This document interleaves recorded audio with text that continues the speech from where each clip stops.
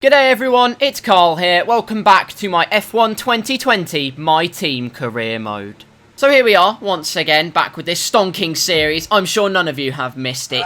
First of all, we're going to install some activities into our calendar. A 3-day event to boost the morale in all our departments, and a 4-day event to boost our team acclaim by an incredible amount. So we're going to put those in, and hopefully we get some good things out of those. And since we got the power upgrade last episode, we're going to go right ahead and purchase another one right about now. And just like that, we arrive at the invitational event where, holy bejesus, they actually do something. Sweet money and acclaim. So juicy. Yes!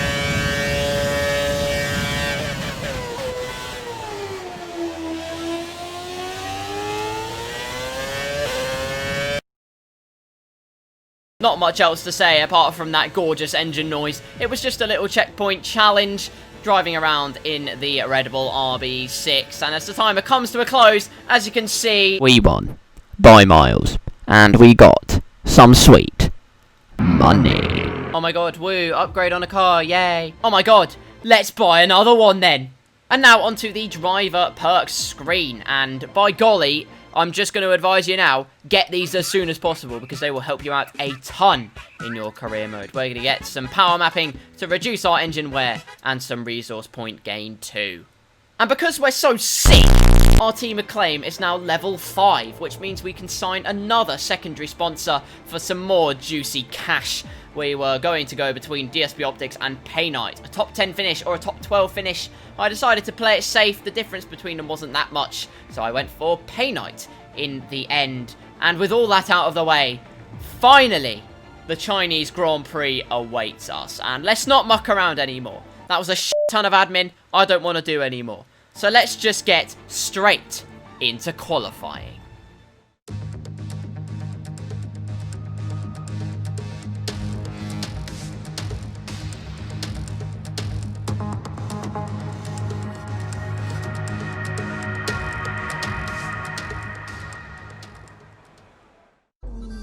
Qualifying time for the Chinese Grand Prix.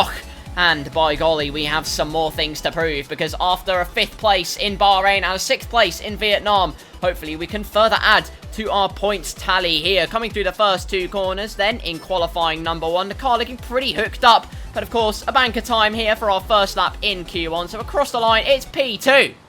Denied. Oh, for f***'s sake, Albon, really? And it didn't last long either, because as you can see, we are completely in the bin in P13. However, I decided to skip through the session a lot, because what better method is there than to skip to the end of the session when we know we can get into Q2 quite easily and use that track evolution to good effect. Through turn 1, we were already a 10th up just then, and continuing that trend as we come through turn 2, sticking to the track like super glue, and we are basically almost 1.5 tenths up already, coming through this second sector here, using as much of the track as we dare, trying not to use the outside curbs too much, as they will send you off into Narnia. However, doesn't seem to have affected us too much. We're 3 tenths up. This is absolutely stonking from us, and as we cut on to this last little bit, DRS open across the line. Where are we going to be? P13 into qualifying 2. Korea's in the bin. My voice is dying. Let's go. Welcome to I Love Sitting in My Garage Simulator 2020. But not for much longer. Because out we go for our 1 qualifying 2 lap, trying to pull a mad rabbit out of a very small hat. Let's see what we can do with 1 bite of the cherry. Coming through turn 1, we are not playing WRC8. We are, in fact, playing F1 2020. So let's get off the grass immediately. We're not playing Need for Speed either. Braking traction just a little bit to drift the car out. I don't know why Need for Speed was my first game of choice for drifting around, but okay. Through this last remaining couple of corners then, we've looked pretty competent throughout this lap. Not the best ever, but through the last corner using loads of the curb. But I can reveal it wasn't enough, and it was just P14.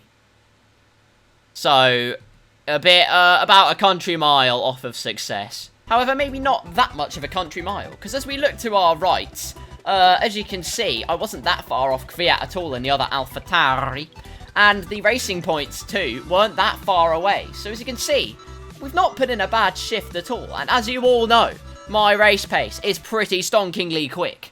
So, hopefully, we can firmly cement ourselves in the points. Difficulty is still on 107, so if I do finish in the lofty heights, we know to turn it up for next time. Good day today. Let's have your take on it. Who would you say is your biggest rival at the moment? Ooh, an interesting one, actually. I think, on balance, I'm going to have to play it safe again, because realistically, I'm not going to be up in the points every race from now on. So, I'm gonna say Kimi Räikkönen. A nice, solid choice, I think. Your qualifying pace didn't put you at the front of the grid. Will this be a problem tomorrow? No, I'm not having this. We are literally nowhere near the front of the chart. How dare you have the fucking audacity? Well, here's hoping they're working hard to find some improvements.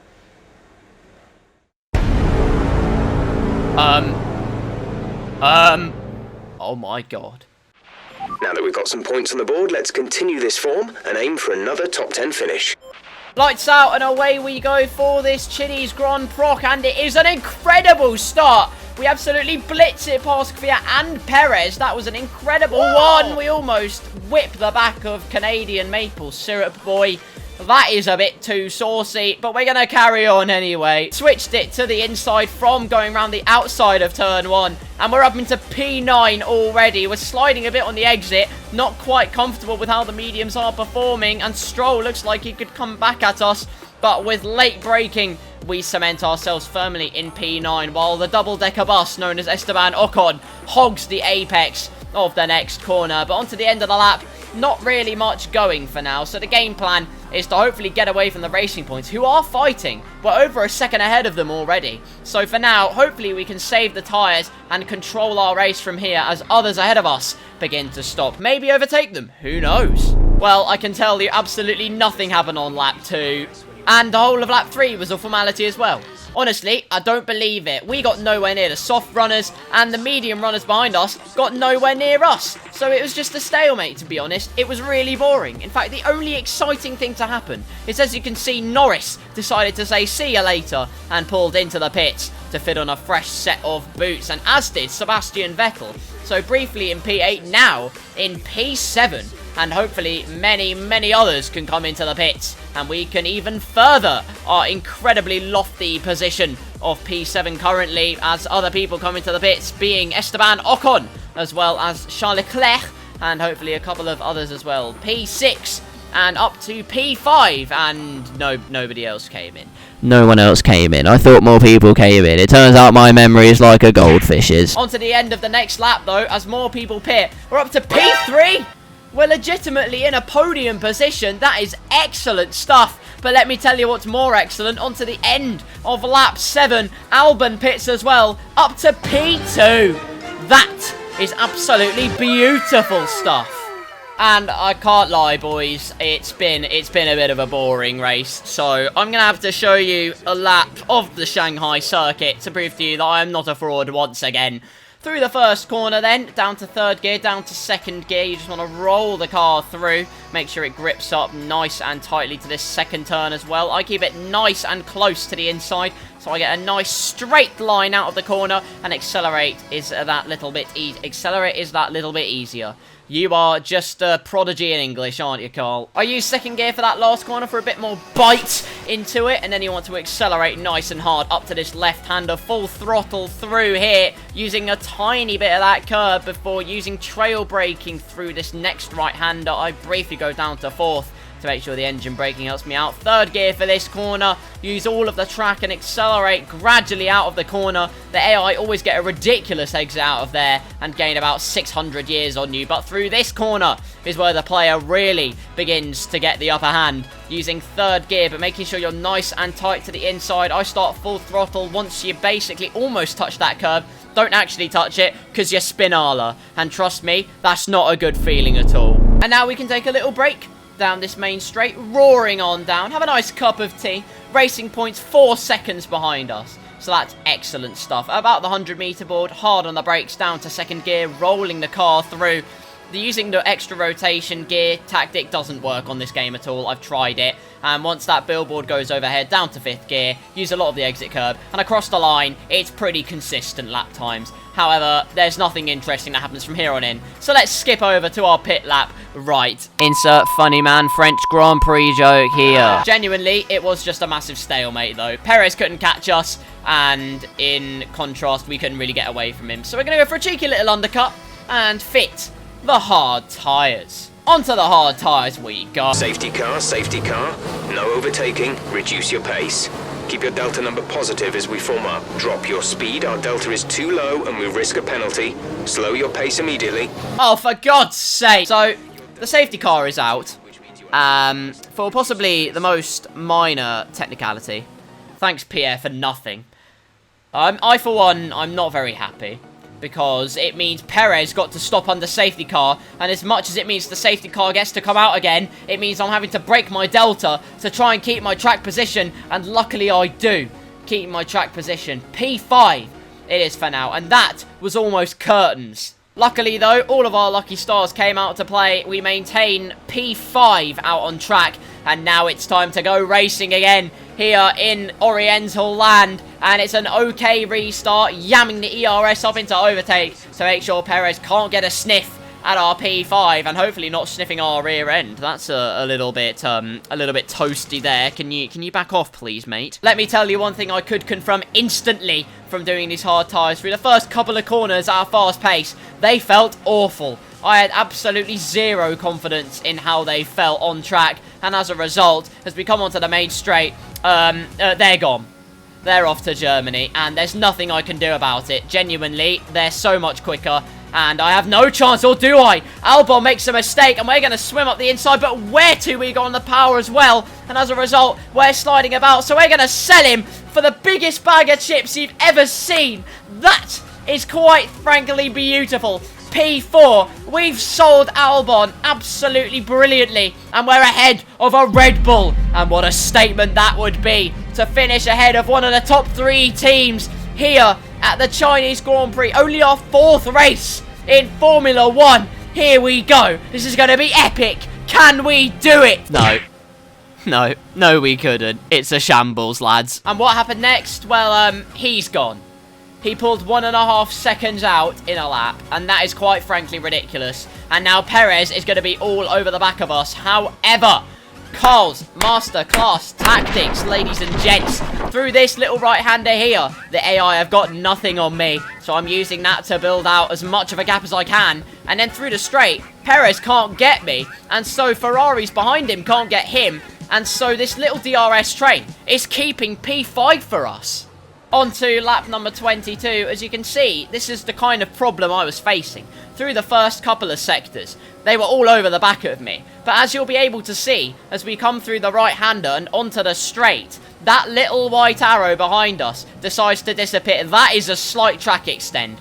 That is what I call esports line. But as a result of that well, not esports line, not just that. But as a result of that corner, Perez and co can't get close enough to me. And so we maintain our position.